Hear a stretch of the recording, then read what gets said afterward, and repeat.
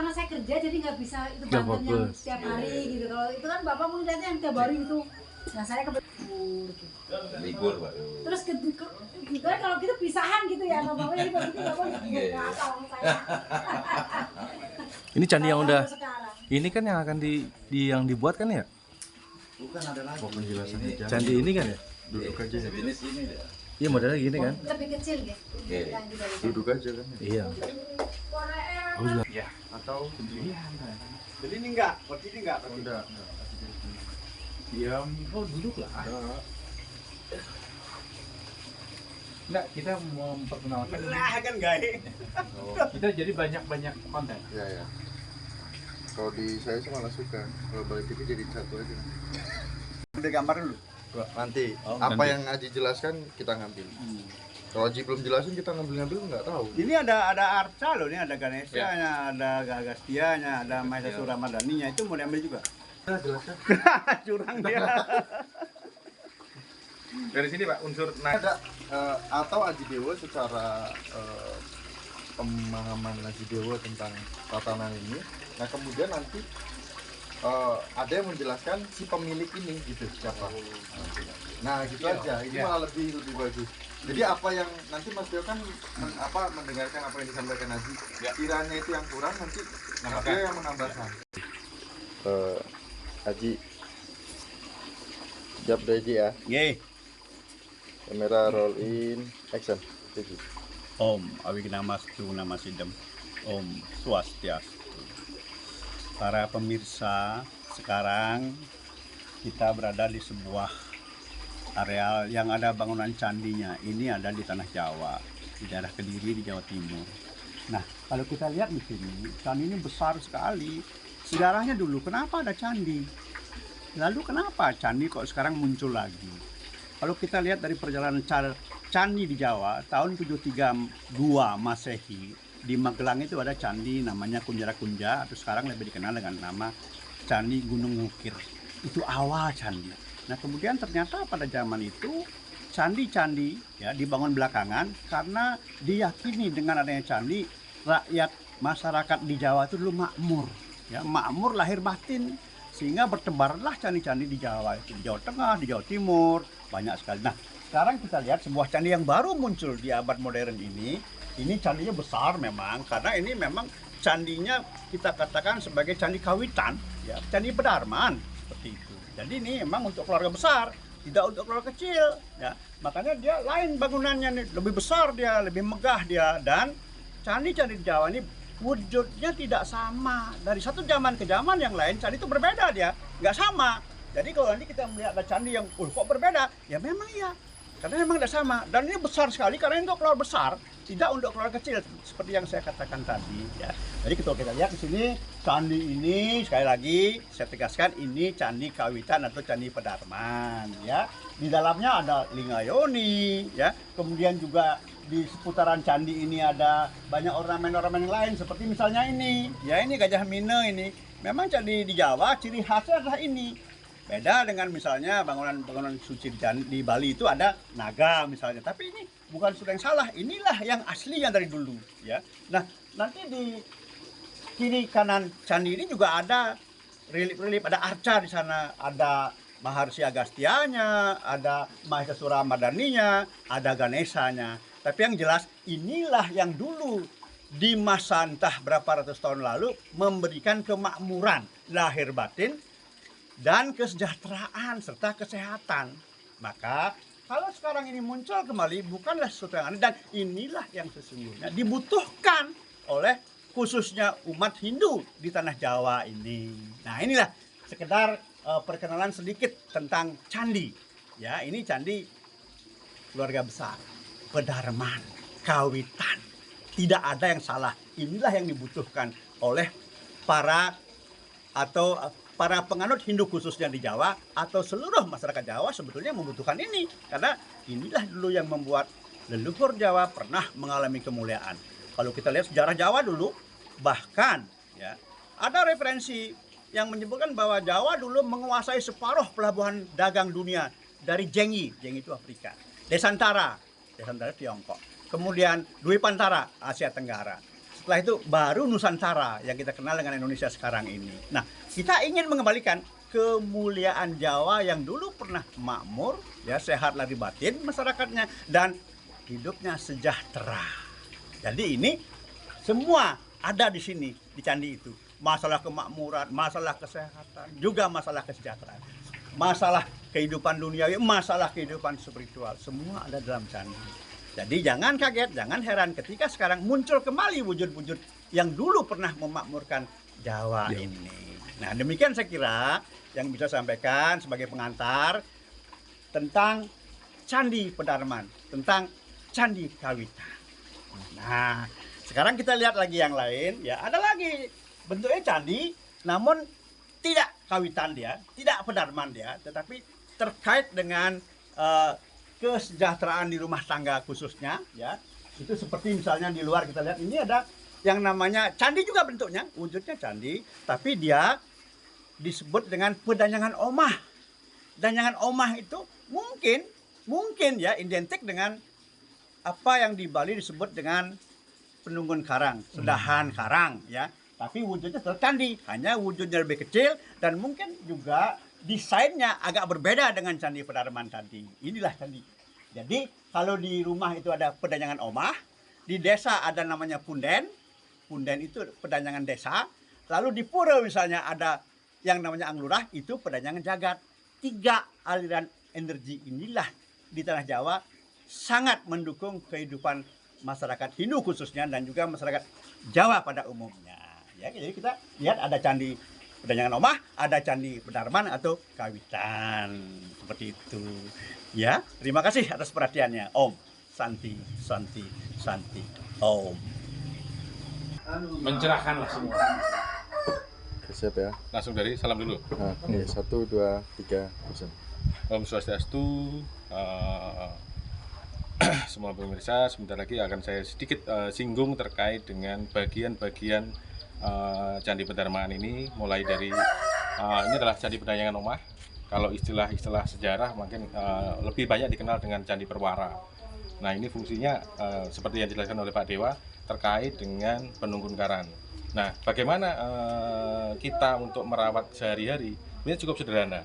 Jadi untuk harian seperti kita bisa lihat ada cangkir isinya teh, kadang dengan kopi dan nasi dan lauk sesuai dengan yang dimasak oleh kita. Apa yang kita hidangkan sebelum kita makan, kita suguhkan dulu untuk di Pedanyangan Omah. Nah, untuk hari-hari besar seperti Kliwonan, Purnama, dia ada tambahan lagi. Sebelah kiri ada cok bakal.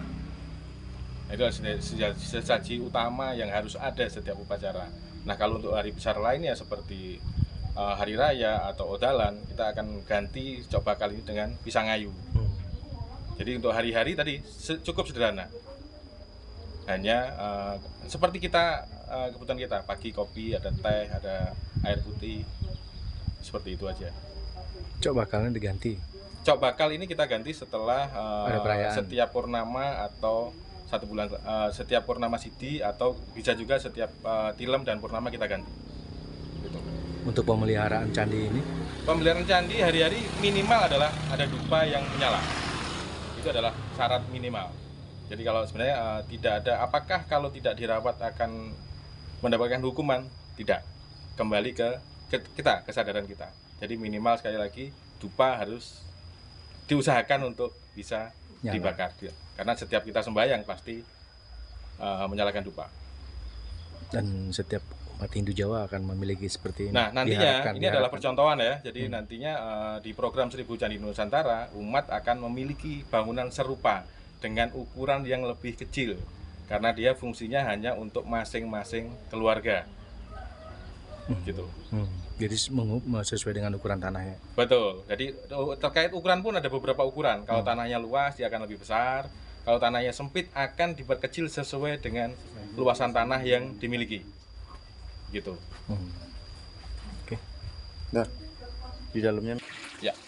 Jadi berikutnya saya sedikit singgung terkait dengan apa bagian-bagian dari candi ini. Nah, di dalam ada linggayoni. Nah, kita perhatikan ada tetesan air yang kita buat. Kenapa? Linggayoni sendiri kan simbol dari, kalau di Jawa paling gampang adalah simbol Bopo Biung. dilarikan ke kita, ke Hindu bisa Dewa Wisnu dan Dewa Siwa dan istrinya. Nah ini banyak pengertian di sana, termasuk simbol kemakmuran. Di mana suatu tempat ada Linggayoni, disitulah titik kemakmuran itu akan terjadi. Nah di sini kita buat tirta yang terus menetes. Nah dia mengarah Linggayoni, pancurannya dia akan menghadap ke utara sesuai dengan arah Dewa Wisnu, simbol airnya. Kemudian dia akan keluar sisi luar sampai kita bisa fungsikan juga untuk pengelukatan di sana, khusus untuk keluarga. Nah terkait sesaji yang kita aturkan di sini hampir sama. Pagi pasti ada apa yang dimasak, kemudian hari-hari biasa ada bunga, bisa berupa canang atau lainnya, kemudian ada cok bakal, kemudian kalau hari agak besar ada pisang ayu. Nah bedanya nanti kalau ketika odalan akan lebih berbeda karena dia rangkaian 1 tahun sekali, sesajinya akan beda. Sesaji Jawa yang akan kita gunakan ada berbagai macam tumpeng, ada bubur, ada hasil tani, itu yang akan kita aturkan. Kenapa? Kita ibaratnya adalah sebagai tukang kebunnya Tuhan. Jadi apa ketika odalan adalah hasil kebun dari kebun yang kita rawat, itu utamanya. Oke. Nah, ada lagi Mas. Nah terkait dengan di sekeliling ya, di sekeliling seperti udah disinggung tadi, di sisi kalau kita menghadap ke timur maka di sisi sebelah kanan, relung sebelah kanan ada relungnya Maharashi Agastya. Kemudian di sisi timur menghadap ke timur ada relung Dewa Ganesha, kemudian relung ke arah kiri ada Durga Mahira Suramardani. Nah semua adalah keterkaitan dengan ajaran kita. Nah termasuk kalau di Jawa taksu itu di mana? Di badan inilah. Termasuk leluhur kita juga dilinggikan di badan candi. Jadi kalau bagian candi ini adalah kaki, alambur, badan sampai makara ini adalah buah, atap sampai puncak adalah swah. Jadi artinya ketika kita membangun candi kita sudah melinggikan leluhur kita, alam bawah juga kita hormati di kakinya, dan di puncak adalah untuk dewa sampai Ida Sang Hyang Widi-Wasa. Jadi bisa dibilang satu bangunan untuk semuanya. Jadi tidak hanya leluhur kita, tapi betara-betara, para dewa, Ida Sang Hyang Widi pun bisa melinggih di sana. Oke, saya tambahin nih Mas ya. Oke. Nah ini apa namanya, khususnya umat Hindu di Jawa, khususnya di Jawa, apakah memungkinkan akan membangun seperti ini? Oke. Dan seandainya tidak memungkinkan membangun seperti ini, Alternatifnya paling tidak alternatifnya itu seperti apa? Oke. Jadi kalau dilihat dari sisi bangunan memang ini cukup besar, dan dari sisi biaya juga relatif besar. Makanya umat sedharma ya, khususnya di Kediri, Jawa Timur umumnya, bisa memiliki dua bangunan ini dengan ikut program 1000 Candi Nusantara yang sedang kita jalankan, yang merupakan kerjasama Yayasan Widya Mandala Nusantara, Yayasan Widya Kertajaya Tangerang, kemudian didukung oleh Parisade Hindu Dharma Indonesia. Nah ini sedang berjalan, kita mengawali dari wilayah Kandangan dan Jombang dulu, nanti dari sana udah mulai berhasil, maka kita akan bergeser keluar Kandangan, termasuk keluar Kediri dan keluar Jawa Timur. Nah apabila umat itu benar-benar tidak bisa memiliki bangunan secara permanen, apakah bisa? Masih bisa. Di Jawa zaman dulu pelinggih tadi adalah dengan pohon dadap plus tebu ireng. Dua tanaman itu disatukan, satu titik itu menjadi titik simbol untuk penghormatan leluhur. Jadi banyak cara, tidak harus membangun yang permanen yang besar, tapi dengan yang ukuran lebih kecil maupun dengan tanpa bangunan itu juga bisa. Yang terpenting adalah kembali ke hati masing-masing, ke kesadaran hati kita untuk menghormati leluhur dan alam. Jadi program 1000 Candi ini sudah dimulai dari tahun berapa Mas? Kita mengawali, sebenarnya ini rangkaian panjang ya, jadi di 2017 itu ya udah 276 titik candi sudah dibangun di area Malang. Kemudian 2023 ini kita menghidupkan kembali untuk di Kediri dengan sedikit berbeda karena bentuk bangunan juga rangkaiannya, karena di sini kita untuk di Kediri selain bentuknya sudah full candi Jawa, ketika umat mendaftar pun kita akan adukan survei, lakukan survei untuk penentuan titik, termasuk belajar untuk Astakosala-kosali, Astabumi. Nah kemudian setelah kita bangun, kita ada pelatihan bagi umat, bagaimana untuk merawat harian. termasuk dengan sesaji yang dimiliki oleh masyarakat sekitar. Kemudian setelah mereka tahu bagaimana merawat, kita adakan melaspas massal. Iya. Tujuannya adalah supaya biaya tidak merasa berat bagi umat yang memiliki. Nah, untuk harian mereka kan bisa melakukan sendiri, termasuk bagaimana ketika ada odalan dari proses melaspas, nanti kepala keluarga otomatis akan diwinter menjadi mangku khusus untuk masing-masing pura Candi Pedramaan. Jadi ketika mereka hanya mampu untuk sesaji sederhana, cukup satu keluarga yang melakukan. Ketika mereka mempunyai rezeki lebih, bisa mengundang mangku atau lainnya. Itu adalah cara kami supaya program ini benar-benar bisa berhasil, termasuk manfaatnya bisa dirasakan oleh masing-masing umat yang mengikuti program ini. Nah, selain ke umat, ini juga kita di Jawa kan banyak pedanyangan atau danyang. Nah, di beberapa titik nanti kita juga akan bangun candi yang diizinkan oleh perangkat desa dan warga di sekitarnya. Jadi supaya memudahkan, karena rata-rata pedayangan di Jawa bentuknya sudah dibentuk seperti makam. Nah, kadang bagi kita akan ada yang sedikit agak aneh kalau harus ke makam, maka kita akan bangun candi berdampingan dengan makam.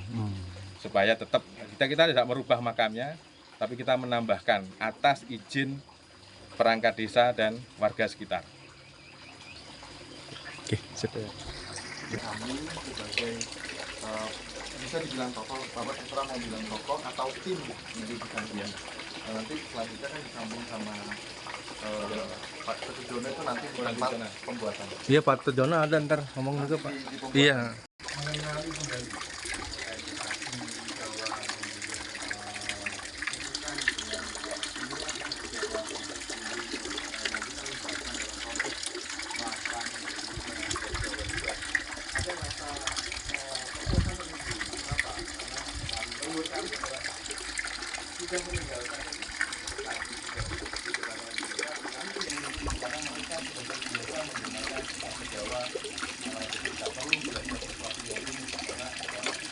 Kemudian lain, nah di Jawa setelah upacara itu semuanya bisa dibilang bisa dinikmati kembali oleh umat yang hadir maupun keluarga yang melaksanakan.